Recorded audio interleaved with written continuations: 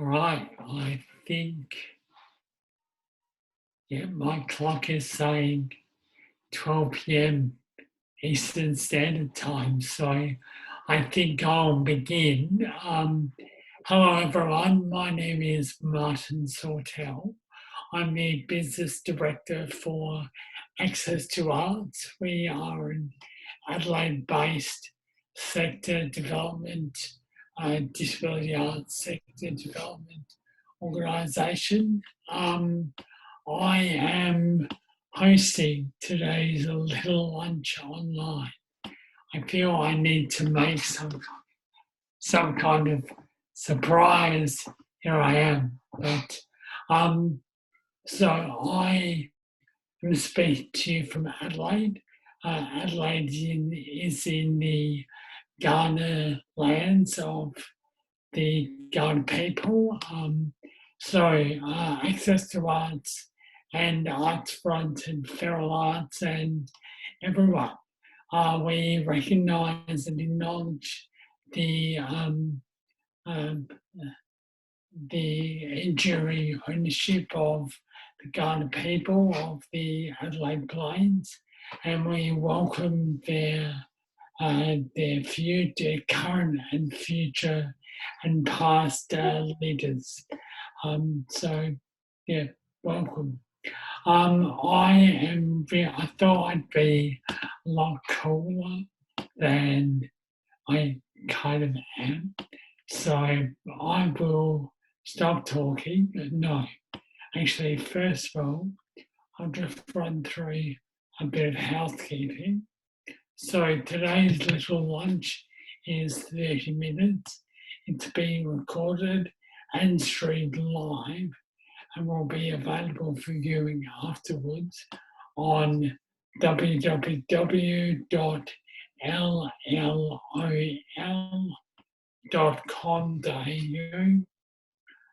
If I could just ask that everyone keep their mics muted when they're not speaking to avoid any stray sounds.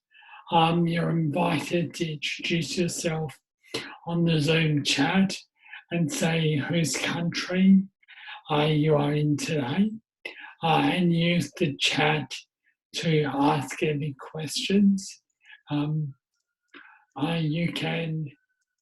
Today's little lunch online is being captioned, so click on the captions button to turn on the live captioning.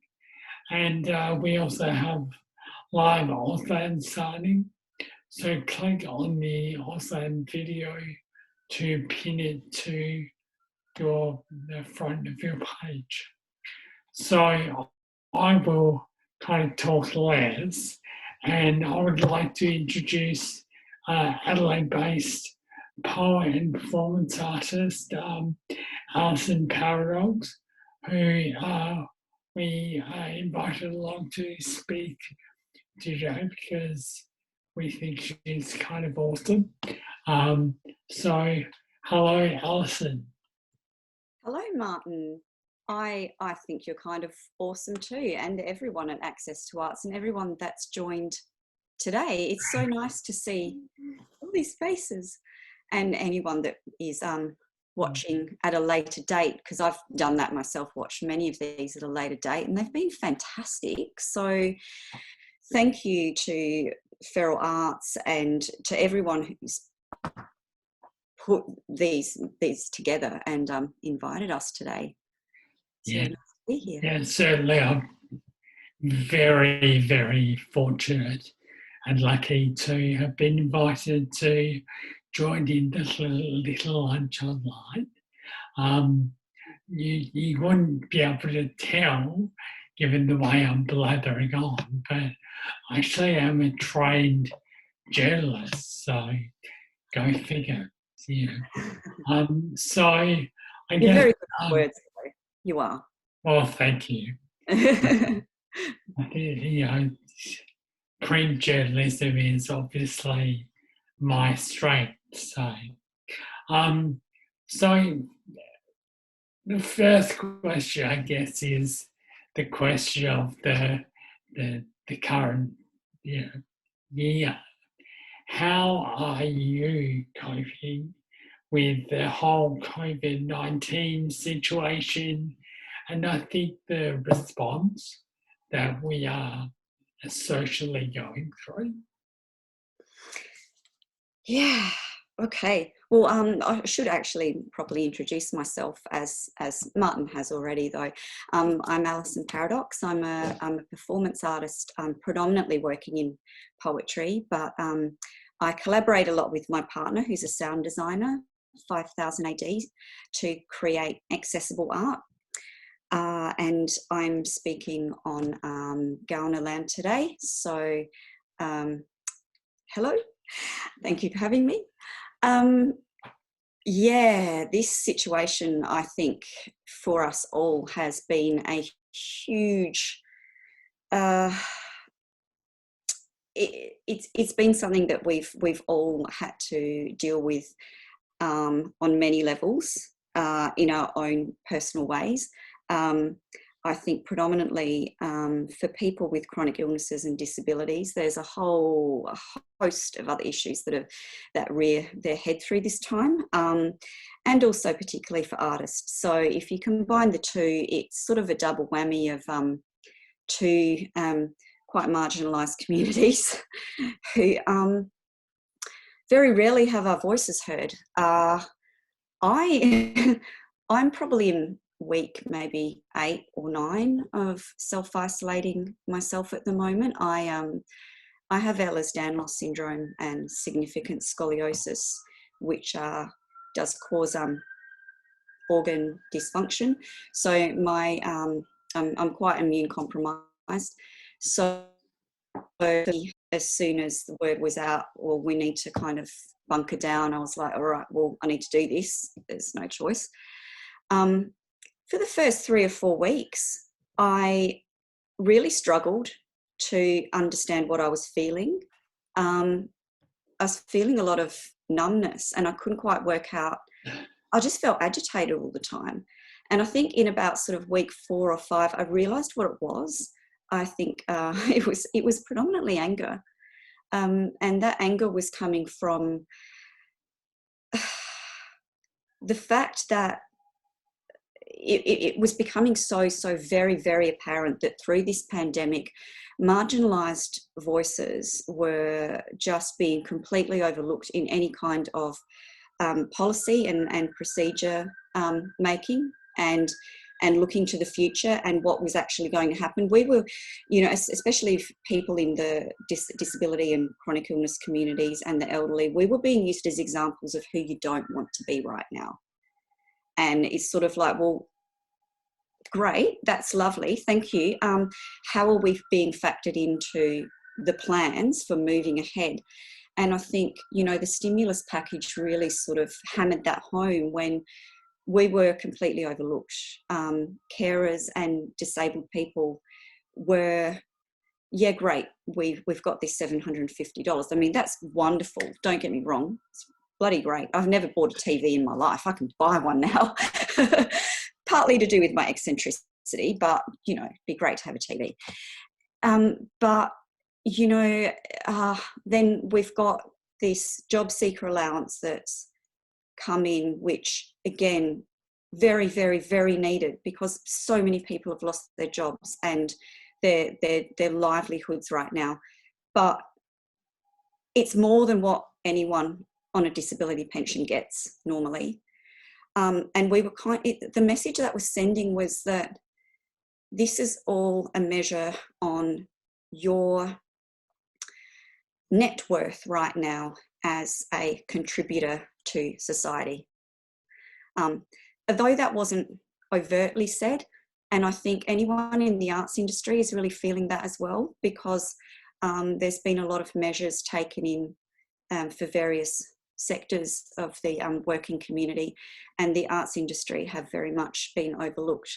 So I think when you're working on that intersection of disability, activism and art, it's so important to have your voice heard right now because it's largely being pushed down or used as used as an example of well, nobody wants to be this person right now because, you know, you're the one that risks, you're the one that sort of gets overlooked. I probably talked a little bit too much about that, but I think I'm starting to come out of that anger phase now, and I'm starting to actually get my creativity back again, which is such a good feeling because I was feeling so numb, like it was sucked out of me and I couldn't understand why. I'm like, God, even when I go into hospital, I can find something to write about and something to create art about because there's all this stuff happening and it's around me and I'm in it. But I think that was it. I was in it. We're all in it at the moment. And I don't think until we actually come out of the real thick of it that we'll be able to create wholeheartedly about it, because we're still in it. It's still happening. It's still going on. We're still living in conditions that are unpredictable every day. Francis, it is such a roller coaster, and we're all feeling that from whatever part of the community you're coming from. Not being able to create for me was a huge issue. That mainly happened though because a lot of what I rely on just to keep myself functioning and mobile on a daily basis are hands-on therapies. And for those first sort of 3 or 4 weeks, a lot of uncertainty meant that supports were either scaled back or cut off totally. So for me, you know, hands-on sort of physio, massage, hydrotherapy, things like that. 4 weeks not doing it, and pretty much just ended up bedridden and sleeping. I was just sleeping all the time, being exhausted from pain. And not everyone who is disabled by society is disabled by chronic pain. That's not everyone's experience. That's just mine personally. But the results that came from that was that I just didn't have, my energy just went into surviving every day and getting through and going, oh, have I eaten today? Have I got up today? Have I showered? Have I not cried? Or have I cried? Because, you know, that's useful too. So I think, being able to actually sort out some of those supports for me now has been a huge factor in being able to move forward. And Anna, I agree. Anna's just written that definitely finding it difficult to move into a creative headspace. And I think we all, our cognitive load has been largely taken up with being able to survive. And I know that after this, I'm going to be able to write some phenomenal stuff. But right now, I just can't because it's still happening. You know, we're in it still. And I think, any artist or creative, we do tend to feel things. We tend to be quite empathetic people too. So we do tend to kind of get involved in those online arguments that we probably shouldn't sometimes, where we should just move on. But you know, I think we need to sort of make sure we have our voices now as artists and as disabled people. Wow. Well, actually, you don't need me anymore. I'm sorry, I talk a lot. And please, if just cut me off if you need to. I love it. You actually, for those that don't know, I tried to be very planned, and I sent Alison the questions I was going to ask her, and she's kind of answered all of them at once. So I actually think I will invite Alison to present one of my favourite of her poems, Floral Peroxo, which is the name of the show that she performed at the Adelaide Fringe Festival earlier in the year. Yeah, and I'll talk more about that after we hear this amazing work. So take it away, Alison. Thank you, Martin. This poem's called Floral Peroxide, and I actually wrote this in an Access to Arts workshop. So very fruitful. And it's called Floral Peroxide because, it encapsulates the paradoxes we live with in a disabled body. So here we go. Well, this is usually done with sound as well, so it's an acoustic solo version today. Tiptoeing on eggshells with sledgehammers for shoes, she's a vacuumed up rainbow. Hurls Molotov cocktails through her own windows just to run from herself. Bottles tears in porcelain, floral peroxide. She is arrhythmic pulses, site-specific electrodes, the colour-coded lead wire on an ECG machine. She is never 100% accurate. Distilling jars of yesterday on the shelves of her tomorrow, she is breaking eye contact with broken dreams. Floral peroxide. Paints her curtains black to trap the sunlight in, sucks on lemon rind, forgets to drink the gin. She's a crumpled paper sick bag on a jet plane to the stars, riding without brakes in a helmet made of glass, a shiny paper windmill at a circus with no children. Floral peroxide. She's the warp in the record, kaleidoscopic styrofoam, every drop of saline in an intravenous cannula, pulling pieces of herself into a magnetized tourbillon filled with missing postcard memories. Floral peroxide. Splinters, fragments of her wings, with her dehydrated veins, fragile, violent, glacial, cerebral hurricane. She's a diagnostic flowchart, both a smoking gun and witness. Gentle baby's jugular, passive, motion sickness. She's floral peroxide. And thank you so much. Oh, there's clapping. Oh, that's so lovely. Oh, thank you. Hand waving, jazz hands. Oh, it's so nice seeing everyone. I love it. I thought that should cheer you up. As I said, that is the floral peroxide is the name of your performance that you presented. We presented in a couple of iterations at the Adelaide Fringe, and you went to Melbourne last year with a similar show or yes, of the show. I just wanted to say thank you to everyone that's saying thank you. And Melissa, thank you. Where's Melissa? Incredible wordsmithing. That's lovely. Thank you. No, we were very fortunate. The first iteration of the show, well, I was basically pushed into doing a fringe show. It wasn't something I factored into my equation that year.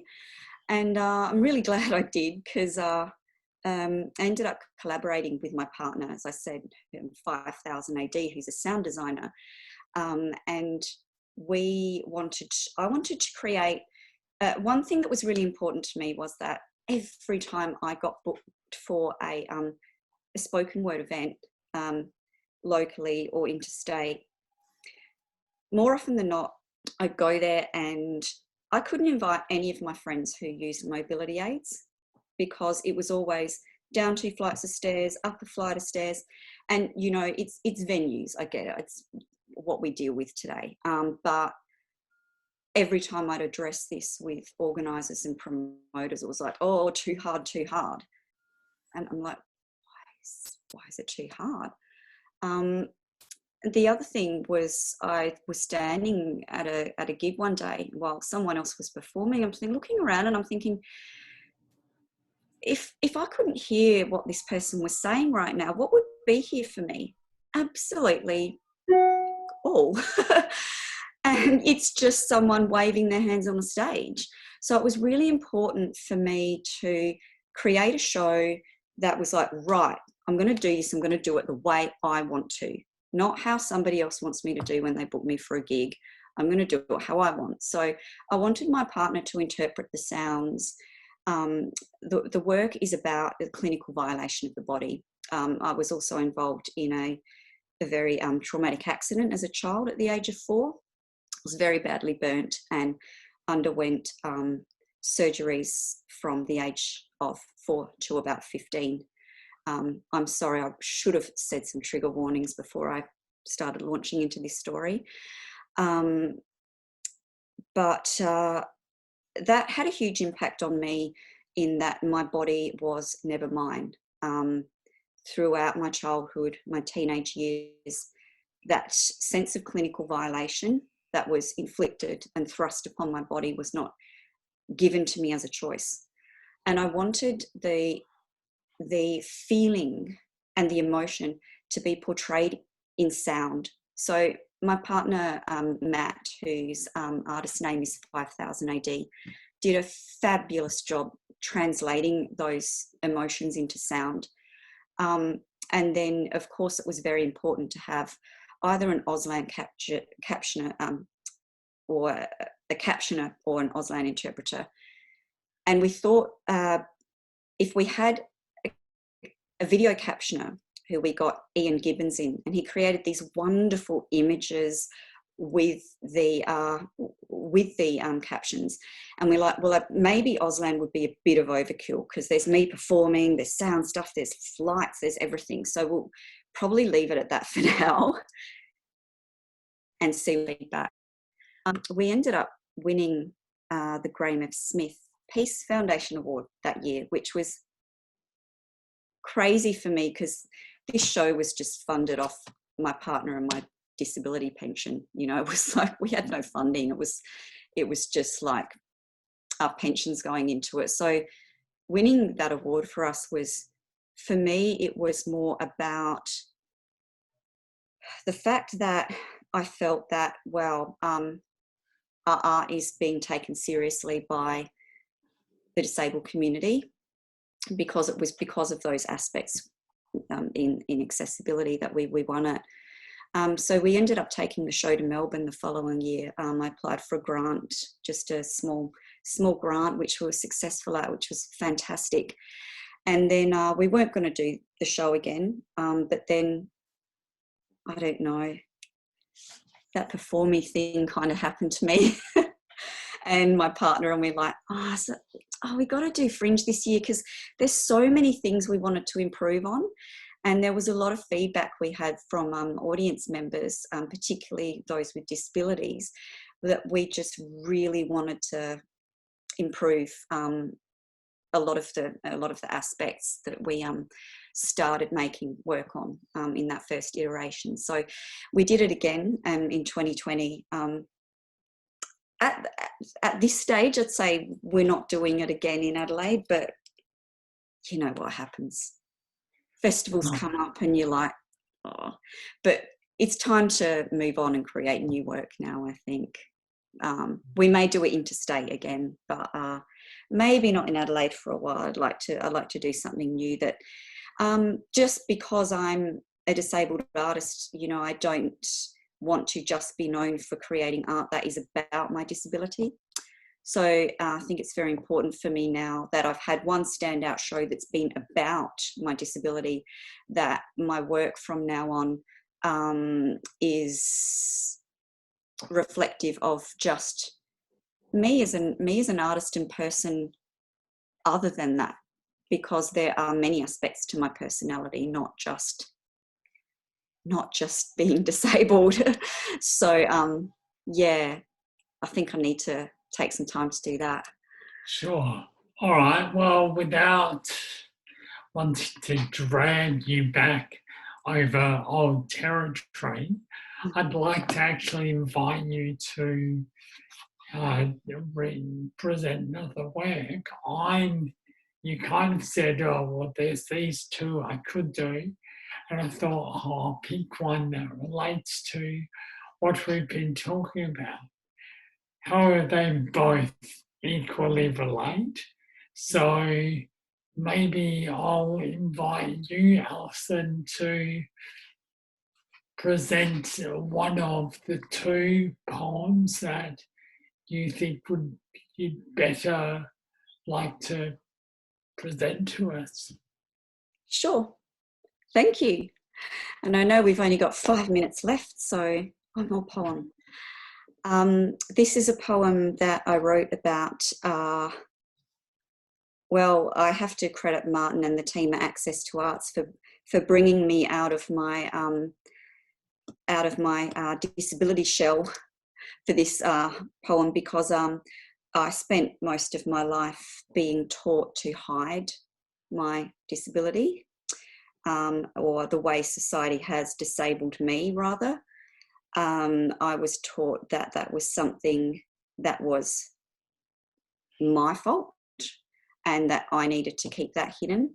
And being able to actually say, I am a disabled artist and these are the reasons why I am disabled, is very, very important to me right now, because ownership is about recreating my own self-narrative. And yes, I may have kind of lost a few people along the way in doing that didn't quite understand my intention behind that, but I think sometimes you need to. So this one is called Cupboard of Shame, because whatever we deal with in life, we all have our cupboard of shame. The cupboard of shame has no custom-made mirror doors or uber kitsch plastic panelling. Fixes in her shoe rack. You can't buy a cupboard of shame from IKEA or bid for it on eBay. You can't buy a cupboard of shame with money or even find it on the side of the road for hard rubbish collection day. The cupboard of shame is built by you and personalised with your own regrets and denigration, uncomfortable secrets, taunts and humiliation. It is made of whispers and asides, scoffs and judgment, hidden secrets and denial. It is made of that time your own father walked down the street 13 paces ahead of you so that no one could tell you were his daughter. It is made of all the times your body was exposed to doctors' eyes as an exhibit in the Museum of Sickness. It is made up of the assumptions of your mental state by men in business suits with folded arms who reek of mid-range aftershave, who think they know you and what you are made up of. It is the root of your addictions, the bane of your afflictions, madness and pain, sane or insane, it's all locked away safely in your cupboard of shame. It is all the fractured ribs and grated knuckles, all the bloodshot eyes and lost dreams, all the regret of youth disappeared. It is going to sleep at the age of 18 and waking up at the age of 32, not remembering who you are. The cupboard of shame. It's just a cupboard. And cupboards can't last forever. They get damp, mildewy. They start to rot and pieces fall away from their once solid structures. Yesterday, I began to construct a bonfire. I slowly peeled small splinters of wood from the legs of the cupboard of shame.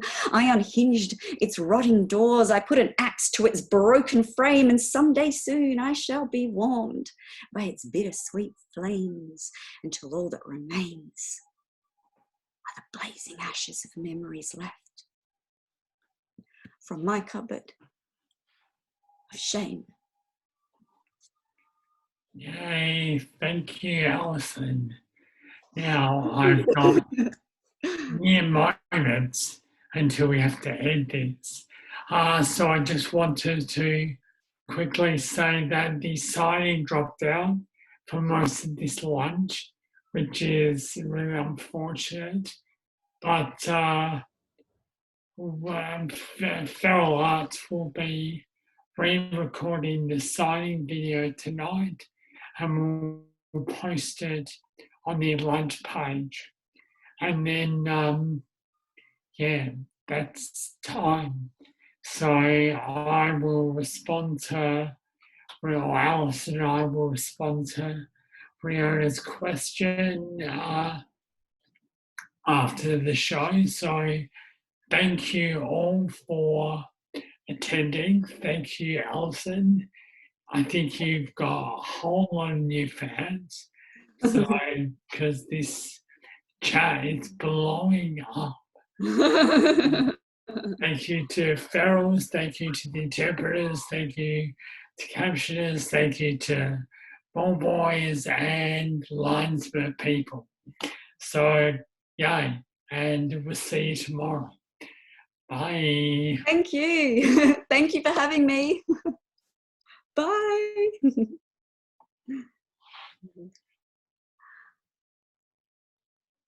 Thank you so much, everyone, for coming and for all your beautiful comments. That's so lovely. It's just so, wow. Thank you so much. Really appreciate it. And hi, Larissa. It's really nice to actually kind of meet you properly in person. And I do recognise some other names as well from various parts of the arts and disability community. So thank you for being here. That was great. Yeah, great job. Absolutely. Good job, you pair. Amazing. There was a few questions, so shall I go back and Riona, is that how? Unfortunately, the signing, Liza, who came on at the end to do the signings, had to leave. So. But we could do that. You could sign the answers tonight. Yeah. Okay. But if you do have an answer to Riona, Serge was saying he could that Mikey could sign it tonight. So if you want to respond, that'd be great. Yeah, I do. Riona was asking. I mentioned that I was worried that Auslan in the performance might be overkill, and I only said that purely because we were on a stage. There was me at the front performing in very elaborate costumes. My partner with all his synthesizers and gear set up and flashing lights and crazy stuff, and he had crazy costumes on. Then we had the video, because we initially was just going to have the captions, bang, captions, that's it. And Ian, who I mentioned before, Ian Gibbons, amazing man and video artist, he came in and he did captions, but then he went about 12,000 steps further and he created moving images and symbols to reiterate sounds that were happening. And so there was a lot of stuff happening on the screen with the captions too. And I found this year, I was looking out to the audience and I'm going, why are you all watching the screen? You're supposed to be watching me. Like, what is that? And then I realized, hey, that they're all so immersed in the video, the sound, everything that's happening. And I just went, nailed it. This is exactly what we wanted, because we didn't want it just to be there as like, oh, this is specifically for people who can't see or can't hear or whatever, or have an impairment in this field. We wanted everyone to be able to see this is what accessible art is supposed to look like. So we kind of thought if we had another person on the stage as well doing Auslan, then it may just be like, you've got captions, you've got Auslan, you've got visuals, you've got people performing in costumes, you've got sound, voice. And I was sort of like, you know, I do get a lot of sensory overload with my disc stuff that I have. So I also didn't want to make it too overwhelming for people.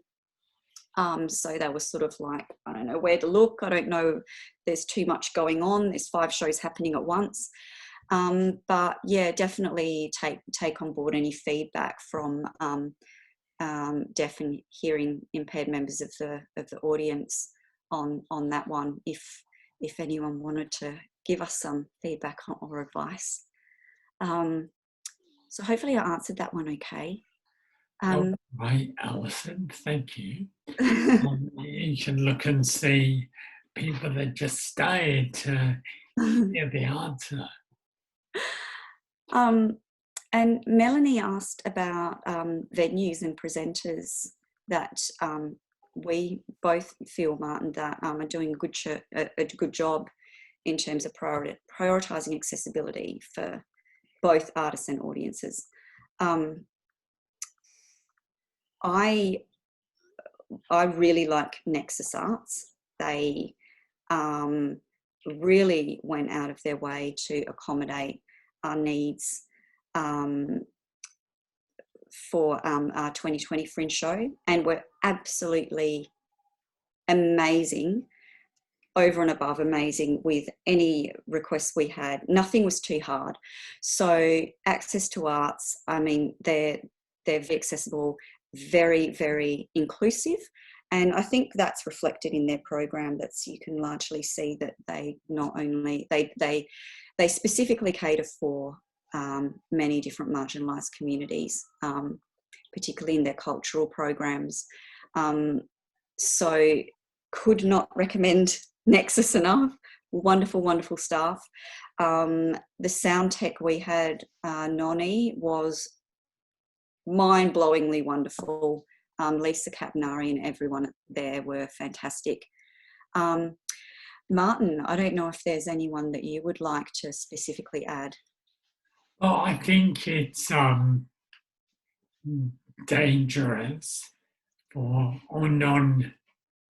non-advisable for me to, or for Access to Arts, to point out people that are perhaps not doing the job. But I think that I can only second what Alison's been saying, that, you know, for me as a wheelchair user, I found getting to the Nexus venue to be fairly easy for me. Thank God it was not at the top of or the bottom of a flight of stairs, because I think that would have been out of the question for me. But yeah, I think it's just about, for all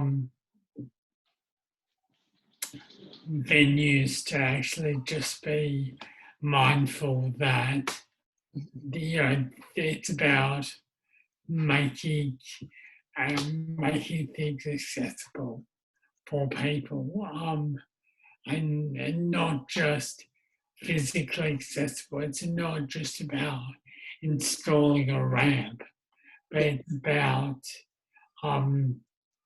you know, making sure there's wide spaces, making sure your access to a toilet is not being used as a storeroom, which happens more than so much. I've worked in venue. I used to be a hospitality worker. Every venue I worked in, the disabled toilet was a storage place, or it was your change room, which is great until someone actually does walk through the door that needs to use that as a bathroom. So offensive to them. And sorry to butt in, just seen it so much.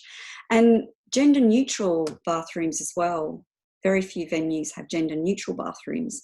And I think that's something that we really need to be taking on board these days. And venues with adult changing facilities, I never see that, hardly ever see that anywhere. It's something that the majority of the population wouldn't even think about or consider. But, you know, people do need that.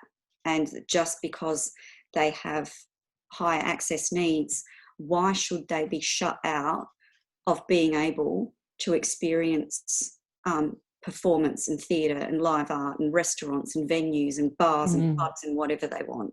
You know, we've still got a long way to go, I think. We're getting there. And a lot of venues are really, really starting to really take things on board now, which is great. yeah, there's. I think it's also hard to. I mean, Martin and I, we're in Adelaide, and then you look at places like Melbourne too. A lot of the buildings, they're old buildings. They're old. They were built eons ago. Accessibility wasn't factored into them then. So having accessibility factored in now is like an add-on that people see as an extra expense rather than a necessary. And you've got all those issues where, oh wow, we can get a cheap venue, but again, it's like up 2 flights of stairs, no accessible toilet. It's so there's the difficulty comes there, I think, when you are a disabled artist and when you are trying to create accessible art. Huge barrier. And venues are like, that's where all your money goes, when you're putting a show on or doing a festival season. A large amount of your money goes into the venue. So I think I'm going to have to step in there. I'm getting the wind up kind of message. Stop. So thank you to Alison. Thank you to Ferals. Thank you to everyone. And thank you, and see you next time. Thank you. And feel free to find me on Instagram, Facebook, ask questions. Thank you. Bye. Excellent. Thank you, everyone.